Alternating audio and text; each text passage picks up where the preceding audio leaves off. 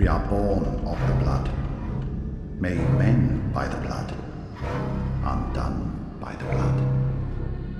Our eyes are yet to open.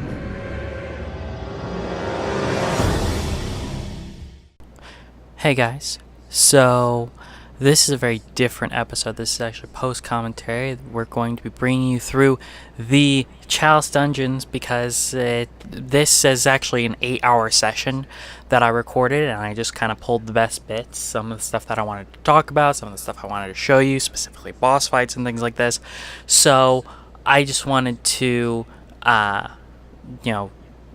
give you a taste of it instead of giving you 16 episodes.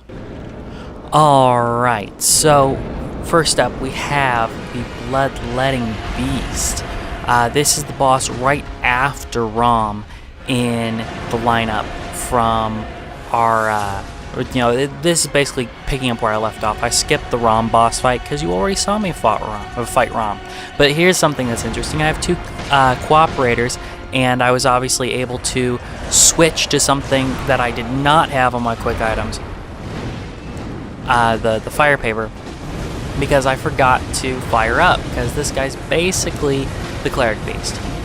So an interesting thing about the Bloodletting Beast is, one, it's a unique boss to the Chalice dungeons, of course, which isn't true for all of them, but the Bloodletting Beast actually has a different name in Japanese. It's kind of a mistranslation to English. It's what it translates to is the origin of the beast blood. That's right, this guy is the guy that they found, and that's how they were able to start doing blood ministration and things like that. So a fairly important boss that's relegated to the Chalice dungeons rather than actually appearing in the vanilla game.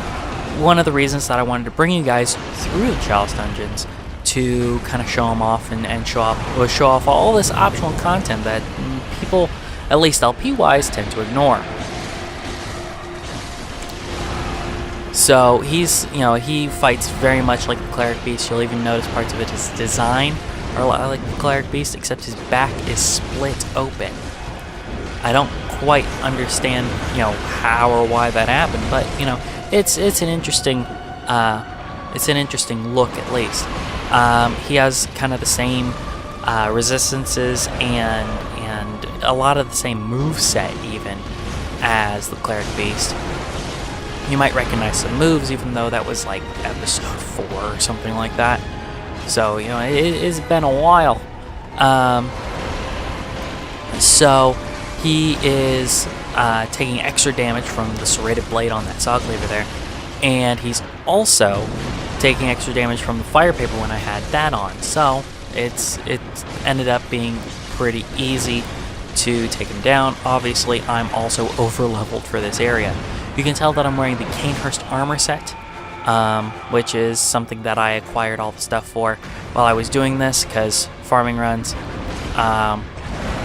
which I also skipped because those are fun to maybe watch once. When you're playing them and you get annoyed, that's when it's no good for recording. And now we have the Hintertombs. The Hintertombs is it's a poison area. All that purple stuff that you're seeing right there, it's poison stuff. And you've got these undead giants. They're shooting cannonballs. This is just kind of an interesting bit of footage that I got, where I get hit by the cannonball, and then I get hit by the cannonball again, and it's like, oh my god, I'm just dying. Oh god. So the Hintertombs are a lot of fun. You end up getting entangled with a lot of these mobs here, and you get traps and things like that. It's no fun at all. But I actually got out of this one okay. So this is one of the few issues that I have with the Chalice dungeons. They just add common enemy types into the boss list, like this man-eater boar.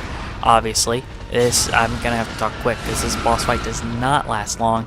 because I'm obviously chain backstabbing him. That's 2 visceral attacks in a row, and he's down, and that's it. He's not even really buffed health-wise, so it's not even a real boss. And here we are, we've got the Undead Giant, and this becomes a common enemy type in the Hinter Tombs at about layer 2, I believe, and he's fairly simple. Again, I should be fighting him at about a +4 rather than a +10, so this is just kind of showing you the scale, how much progression we've actually made.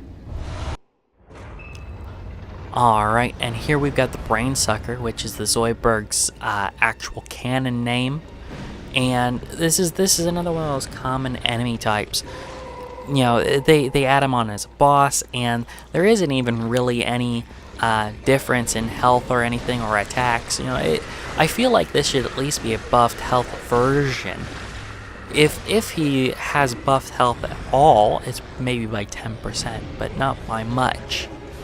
But honestly, I don't think that this is any different than a regular Brain Sucker that you'd find in, say, the Upper Cathedral Ward, for example. Now, he's a lot stronger than the one that you find in the Cathedral Ward, but, for late game, he scales rather poorly. But I do fall prey to his spell. That whatever level it is, I have trouble with that spell. And another boss. Oh look, it's blood-starved. And it's in an arena full of poison. But I have a +10 weapon, so enjoy. Oh, he's having a bad day. Oh man, not very happy. That move is always annoying because it breaks your lock, and I think it's actually meant to do so.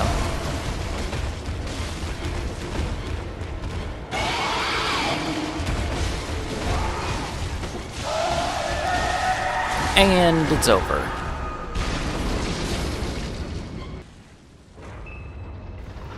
But we already saw Bloodstarved. Why is Bloodstarved in here again? Okay, I just wanted to tell this story because I think it's interesting. So, on my first character, I was running through the Chalice dungeons and I ran into this guy. And this guy was like a brick wall for me. I could not beat Bloodstarved Beast. This would be my 3rd time fighting Bloodstarved Beast in my playthrough, and I just could not beat him this time. So, I ended up beating the game without beating this boss. Then when you go over to New Game Plus, you get your Chalice dungeons stay. So the first time that I beat this boss was actually in New Game Plus. So it was a lot harder, or supposedly, but I couldn't beat him in New Game, so I beat him in New Game Plus. So this is an interesting boss. It's actually the only hunter boss in the Chalice dungeons. It's the Forgotten Madman, and he is wielding a he has a very different set. That's a unique set that you can actually get from the Insight Shop. I actually have it in my inventory right now because this is post the recording session, and he has the Ludwig's Holy Blade. See, now that I got his health down enough, we've got the Madman's Escort coming out as well. These guys are sword bros, because the one has that big old Ludwig's Holy Blade that I've refused to touch because it's a god weapon that I used to beat the game the first time. And then the Escort here has the Flame Sprayer and our friend, the Kirkhammer. So he kind of harries you while you're trying to bring the Madman down, because he's got that area denial. Honestly, the boss fight kind of reminds me of a version of the Gargoyles boss fight. It's very interesting that they would do the boss fight again in certain ways, but they wouldn't have they wouldn't have it done in the same way. It wouldn't be Gargoyles again. Alright, so this is one of the failed attempts. Look at what this guy does when I die. So this is one of the coolest bosses in the Chalice dungeons that I've seen. A lot of them are repeats. Magdala shows up, Riotous shows up, Ram obviously shows up, Bloodstarved several times. But this guy is a Thumerian Elder. Like the Thumerian Descendant, his design actually isn't much different, but he has these awesome flash stepping powers, and he has this enchanted staff that changes. So you'll see it. There's a spear, and then it's like a mace, and it's very cool. And he like disappears, and then he'll appear behind you. And there's the scythe, so he pulls you to him, and then tries to smash you with that flail there. And there's a crossbow, which I thought was cool, giving him a little range attack. Though, in the context of Bloodborne, these attacks don't make a ton of sense, but they look awesome. Because look, he buffs it, and it's like red tinged fire, and there it is. It just goes everywhere, and it's amazing. And the lighting on him looks really, really cool.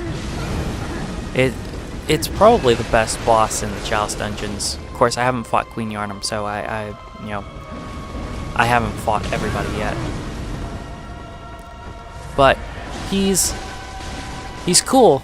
But yeah, there's a spear, which was awesome. More like a lance, and there he is. He's down.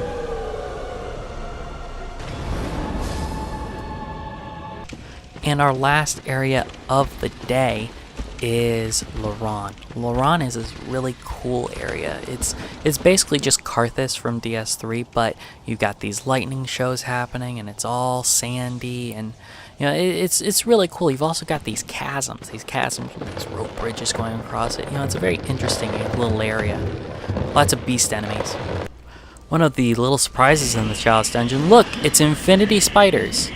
So this was a run that I tried several times, and I was having so much trouble with it. It's actually right next to the version of Bloodstarved that I was having such trouble with. I finally got the door open this time, but it was like 17 times that I had tried. But this is the best attempt that I got, but I still ended up getting murdered. It's really bad. There's just spiders everywhere, and you're like, well, you killed the bell-ringing woman, and then they should be gone, right? Well, no. No, it's not that simple. There's two. See her? You see her? Now she's there, and watch, ready? Try to kill her, and oh, I get ruined by spiders with damage that doesn't make any sense. So, here is another beast-type boss, just like our friend, the origin of the beast blood. We've got the abhorrent beast here.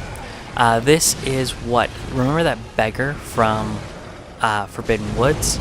If I had let him go back to the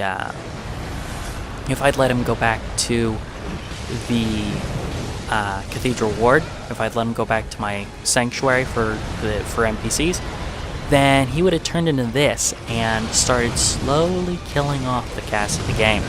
So I didn't allow that, and I sent him to the clinic to be turned into a celestial emissary. So there's that. So he's an interesting boss. He's kind of like if Cleric had shock powers. He's also kind of got these I don't know, sonic booms, like from Street Fighter. You see the wind effects on his punches? It actually changes the hitbox.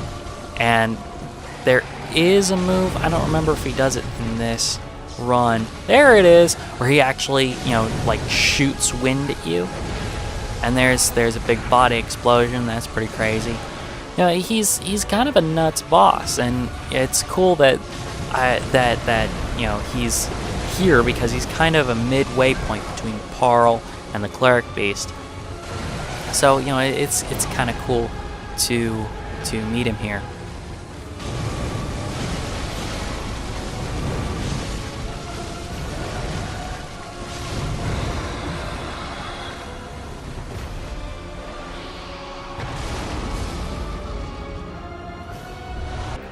Alright, and this, to end off today's little addendum episode, is some cool moments. That parry's pretty cool because it's his big punch move. Then you got this one. I'm fighting off a bunch of rats here, you know, kind of like the footage from the Inner Tombs before. But who would show up? But do you look on your right there? You'll see a hunter come in. There he is. He's a bestial hunter. He's got a weapon called the Beast Claw, which transforms your offhand when you two-hand it. When you do a transform attack, it actually transforms your other hand into a beast hand, like the wolves. If you look on his left hand, it's not a human hand anymore. So this is a very interesting little weapon. Made more interesting by the DLC, and actually, this is the only place that it shows up in the vanilla game. You go to a room after this and collect it. It does not show up in the vanilla game world. You can't buy it. You can't go get it. It's not part of any. It's not part of any of the badges in the vanilla game. So a lot of people who didn't go into the Chalice dungeons did not see this until the DLC came out.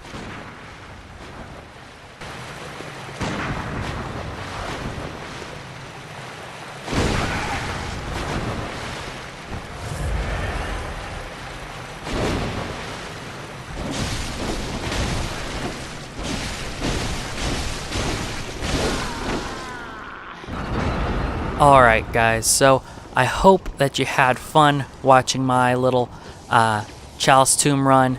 I'll see you guys next time.